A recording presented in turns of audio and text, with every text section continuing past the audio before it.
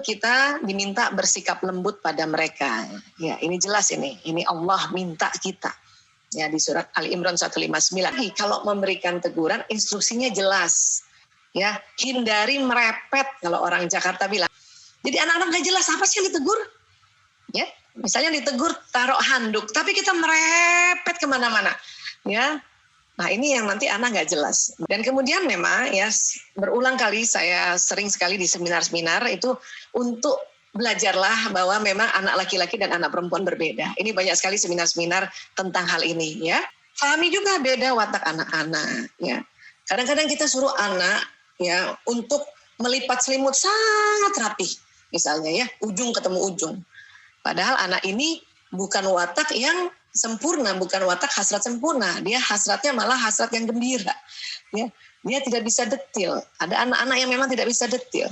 Udah bagus dilipat itu, walaupun diuel-uel ya, itu udah bagus. Jangankan anak, mungkin bapaknya juga begitu. Ya, habis sholat sarungnya ya dilipat-lipat ya. Dia bilang udah dilipat, padahal itu diuel-uel, ya kan gitu. Ya, nah, jadi pahami watak anak. Sudah dilipat aja sudah syukur. Ya. Dan kemudian apalagi pahami juga bagaimana bahasa cinta masing-masing anak. Nah inilah bersikap lembut kita diminta oleh Allah bersikap lembut di Quran surat Ali Imran ayat 159 ya Allah. Bismillahirrahmanirrahim. Fabima rahmatin minallah lintalahum walau kunta fazzan ghalizal qalbi lan faddu min haulika. Ya, maka disebabkan rahmat dari Allah lah kamu berlaku lemah lembut terhadap mereka. Sekiranya kamu bersikap keras lagi berhati kasar, tentulah mereka menjauhkan diri dari sekelilingmu. Sampai sini dulu nih. Ya. Saya sejak tahun 98 mengurus anak-anak korban narkoba. Ya, tahun-tahun terakhir mengurus anak-anak korban LGBT. Ketahuilah salah satu faktornya adalah karena orang tua bersikap keras dan berhati kasar. Sekali lagi saya katakan orang tua. Artinya orang tua bisa ayah ibunya, bisa juga bapak ibu gurunya. Ya. Bisa juga kakek neneknya, bisa juga tante-tantenya, bisa juga ya, bisa juga kakak-kakaknya misalnya kayak gitu. Ya. Nah, kalau kita keras dan kasar dia menjauh. Kalau tegas apa Bu Aisyah? Tegas itu kan bisa lembut kan? Ya, kalau keras dan kasar itu udah jelas.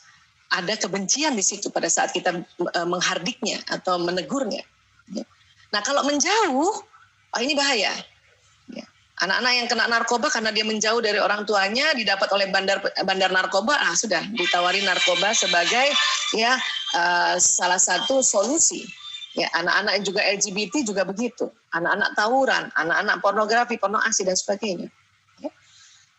Apalagi sekarang, kalau sekarang ya kita kan disuruh di rumah semua nih. Kemudian kalau kita keras dan kasar orang tuanya ya atau ayah bundanya keras dan kasar di rumah, maka anak menjauh. Ya. Nah, kalau menjauh dia pergi terus keluar, itu lagi ya virus COVID itu menanti-nanti, ya kan? Nah, Bu Aisyah sih sudah lembut, tapi tuh anak itu kayaknya nggak mau dengar. Ini sering banget ibu-ibu ngomong kayak gitu. Ya.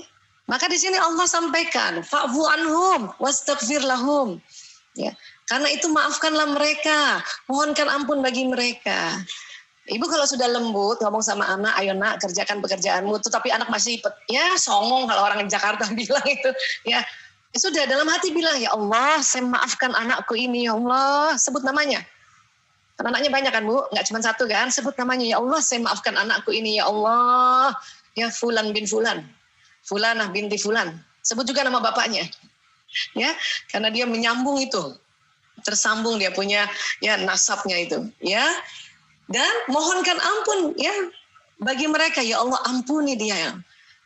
Buat teman-teman yang sudah berkali-kali saya ingatkan surat Ali Imran, dipakai ini. Karena pada saat kita bilang, ya Allah saya maafkan anakku dan ampuni dia ya Allah, maka rahmat Allah turun pada anak itu juga. Selain turun pada orang tuanya. Oke? Baru tuh, wasyawirhum fil amri. Bermusyawarahlah dengan mereka dalam urusan itu. Ya, faiza azamta fatawakkal 'alallah innallaha yuhibbul mutawakkilin. Ya. Kemudian apabila engkau telah membulatkan tekad, maka bertawakallah pada Allah. Sesungguhnya Allah menyukai orang-orang yang bertawakal kepadanya. Ya. Ini waduh, ini keren banget Ali Imran 159. Dan ini bukan hanya untuk anak, ini juga bisa untuk pasangan. Ini juga bisa untuk pimpinan kepada timnya, ya. Oke, atau untuk kita kepada sahabat kita. Ini makanya ini harus sering diulang-ulang nih biar masuk di dalam benak subconscious mind-nya kita ya. Jadi sekali lagi sebelum ajak musyawarah anak-anak ya, dalam artian juga ya, musyawarah itu kan dalam artian juga menegurnya atau juga memberikan masukan, itu ada beberapa langkah sebetulnya. Satu, memohon rahmat Allah untuk kita bisa lemah lembut. Ingat, lemah lembut bukan bawaan lahir bapak ibu terhadap anak kandung. Ya. Justru kadang orang lain bisa lebih cepat lemah lembut sama anak kita. Kalau kita nih aslinya nih, ibu-ibu sama anak, kepengennya cepat aja buru-buru. Ya cepetan, ayo bangun cepetan, maunya begitu. Ya. Bisa jadi ibu guru atau pak guru sama anak kita nih, ya jauh bisa lebih cepat lembutnya. Tapi bapak ibu guru juga belum tentu juga sama anaknya bisa lebih cepat lembutnya. Makanya dititipkanlah dalam belajar ini ada kepada bapak ibu guru, kepada orang lain kan gitu. Ya. Makanya ya buat bapak ibu yang sudah bisa lembut pada anak sendiri, itu berarti rahmat Allah turun. Ya. Untuk itulah kita minta ya Allah, misalnya kita mau menegur anak dan kita udah kesel banget, nah itu udah cepat-cepat istighfar dulu, astagfirullahaladzim ya Allah, astagfirullahaladzim. Ya Allah mohon lemah lembut ya Allah, mohon lemah lembut ya Allah, mohon lemah lembut. Jadi minta lemah lembut. Satu, ya susah-susah amat sih Bu Aisyah lemah lembut, saya emang orangnya udah kayak gini, saya ini orangnya keras memang, orang tua saya keras. Hati-hati, ya ini Allah sudah wanti-wanti, ingatkan kita, sekiranya kita ya kamu bersikap keras lagi berhati kasar, mereka menjauh dari sekelilingmu. Kalau anak-anak menjauh, walaupun di rumah dia bisa menjauh. Ya, makanya dia akan dekat sekali dengan gadgetnya, dan di situ tuh banyak hal yang berguna juga di gadget itu sebetulnya. Tapi karena dia menjauh, karena sedang kesel pegang gadget, sedang marah pegang gadget, maka dia akan mengakses hal-hal yang negatif, bisa seperti itu. Ya, oke. Kemudian apa lagi? Minta dulu ya, kita memaafkan dia dulu. Ya Allah, saya maafkan anakku ya Allah. Kemarin udah janji main gadgetnya cuma 2 jam, kenapa ini lebih ya Allah? Nah itu minta. Maafkan ya Allah, sebut namanya. Ya. Dan langkah ketiga, mohonkan ampun baginya. Karena bapak ibu itu, terutama ibu adalah perantara ya antara anak dan Allah Subhanahu wa Ta'ala. Jadi ya Allah ampuni dia ya Allah, ampuni dia. Barulah ajak musyawarah. Nah ini. Dan pada saat musyawarah ada kesepakatan lagi yang terbaru, yang terrevisi, ya sudah, ya lakukan itu. Jangan selalu terpaku pada peraturan kemarin. Karena bisa jadi anak ya memberikan masukan pada kita bahwa kalau main 2 jam Bun, itu baru separoh, ini belum tuntas selesai, oke tambahlah setengah jam misalnya gitu. Ya kan? Nah, kalau sudah seperti itu, ambil keputusan, makanya kita diminta apa? Tawakal ya. Apabila kamu telah membulatkan tekad, bertawakallah pada Allah. Ya. Nggak usah juga ragu, aduh nanti salah nggak ya? Salah. Ya udah tawakal. Hasil itu memang tawakal pada Allah. Kenapa? Karena Allah menyukai orang-orang yang bertawakal kepadanya. Masya Allah. Ya. Oke, ini udah jelas sekali ini. Landasannya jelas kan? Ya. Baik, nah sekali lagi ini otak manusia ini itu banyak sekali hal yang luar biasa di dalamnya. Otak manusia terdiri dari otak besar, otak kecil, terbagi 2, belahan kanan, belahan kiri. Ini saya sering berkali-kali bilang. Kenapa saya suka sekali menjelaskan sesuatu berdasarkan pendekatan neuroscience? Karena luar biasa ya. Program-program, fitur-fitur yang ada di dalam otak manusia itu Allah desain luar biasa, Masya Allah. Dan kita berharap supaya kita bisa kenal dengan beberapa program, karena hari ini kan nggak bisa semuanya tuntas ya, beberapa program yang ada di otak manusia, maka kita bisa dengan bijaksana, dengan lemah lembut tadi, ya, itulah berseninya, ya. Baik, ya ini dia ya, Masya Allah, ini otak besar, ini otak kecil, ya. Bapak Ibu guru, ayah bunda, ini Allah mendesain otak manusia ini digulung, bagaikan kabel digulung nih. Kenapa? Karena ini ya kabel-kabel di dalam otak manusia itu panjang sekali ya, panjang sekali. Mau tahu panjangnya seberapa? Kata ahli anatomi, kalau kabel-kabel di otak manusia Allah desain lurus panjang, itu bisa sepanjang Jakarta Bali lewat Tuban. Panjang banget, pulang pergi ya Allah. Untung digulung sedemikian rupa. Dan dalam satu gulungan ini bukan satu kabel, ini jutaan kabel di sini. Puluhan juta kabel di sini. Ya, nah ini. Ini yang perlu kita mulai pelan-pelan. Oh iya ya, otak ini luar biasa. Makanya mengapa pendekatan-pendekatan parenting ini kalau sudah mulai pelan-pelan tahu tentang otak, makanya ada istilahnya neuroparenting. Ya, pola pengasuhan berdasarkan kerja otak itu jauh lebih membuat kita bijaksana. Ya. Baik, nah dari otak keluar sistem saraf. Kemana Bu Aisyah? Ke tulang belakang. Ini serabut-serabut saraf yang berkumpul. Seluruh tulang belakang. Ya. Ini sering disebut sumsum tulang. Nah, dari tulang belakang keluar juga kabel-kabel saraf ke seluruh tubuh.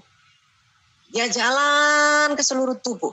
Ke ujung jari kaki, tangan, kemudian juga seluruh ya organ-organ di dalaman, ya, sistem pernafasan, kardiovaskuler, pencernaan, ya, sistem urin, sistem reproduksi dan sebagainya.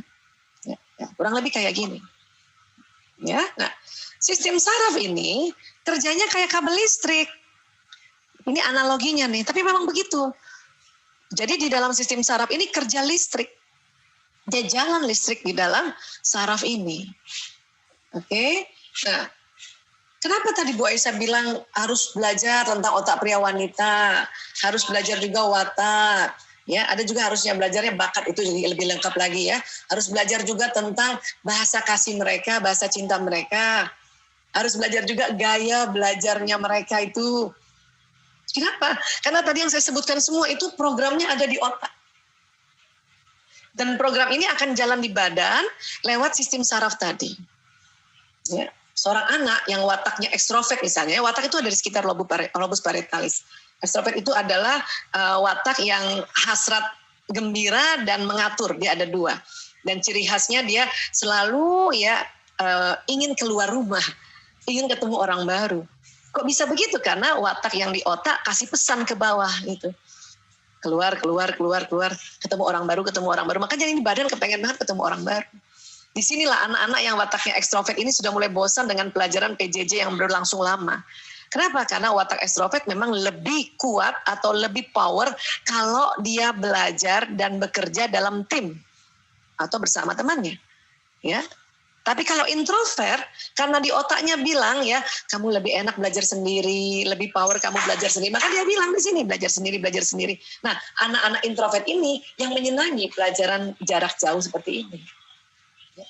Karena memang ada program di otaknya, ada perintah di otaknya.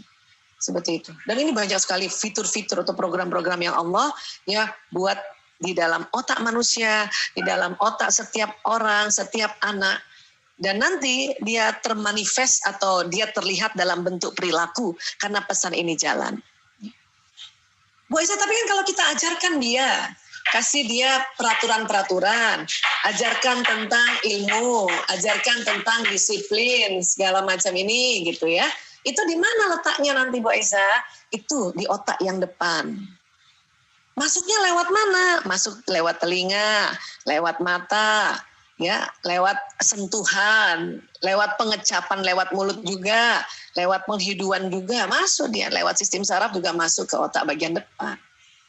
Nah, kalau buang sampah di tempat sampah ya nak, diajarkan kan, anak ini dengar kan, maka pesan itu jalan, masuk dia di depan ini lobus frontalis. Bagus lagi, dia melihat orang tuanya selalu kasih contoh ya bahwa kalau buang sampah ke tempat sampah, maka pesan yang dilihat ditangkap oleh kedua mata anak, pesan itu juga jalan dan membawa pesan itu masuk ke dalam lobus frontalis. Seperti itu. Ya. Itulah makanya dalam pendidikan itu bukan hanya kita nyuruh dia terus atau memberikan instruksi terus lewat telinganya, tapi anak harus melihat. Ya. Udah waktunya pegang gadget, udah sini simpan semua gadgetnya sama bunda, misalnya gitu ya. Tapi anaknya masih lihat bundanya juga pegang gadget. Itu nyebelin loh. Kalau bunda bikin peraturan gadget kumpul juga gadgetnya. Biar sama-sama ngerasa. Dan sama-sama akhirnya karena semuanya nggak ada gadget, akhirnya bisa berinteraksi sama-sama. Gitu dong. Oke, kenapa? Karena itu tadi. Ya, orang tua panutan atau role modeling pada anak. Ya, jadi kita nggak boleh asal ngomong. Ini dia harus lihat gitu. Ayo sholat. Anaknya udah siap-siap sholat, ibunya masih pegang gadget. Itu pesan yang masuk di telinga akan hilang, akan terdelete dengan pesan yang ditangkap oleh mata. Ya. Apalagi kalau anak itu gaya belajarnya adalah visual. Kalau dia anak belajarnya gaya belajarnya auditori, sistem saraf telinganya memang lebih kuat. Kita kasih tahu, bisa kasih pendengaran, ya kita kasih input lewat telinganya, dia bisa cepat. Tapi kalau dia gayanya adalah visual, waduh, matanya lebih kuat itu, mendelete. Oke, dia simpan itu nanti gadgetnya sama bundanya, tapi kejengkelannya luar biasa. Makanya bunda, ayah, atau bunda lah ya, pokoknya terutama bunda ya. Kalau memang mau bikin peraturan dan malam, ya sudah sama-sama juga tidak pegang gadget. Kalau bisa kayak gitu, baru anak mau rela juga. Oke? Begitu dong. Ya, sip.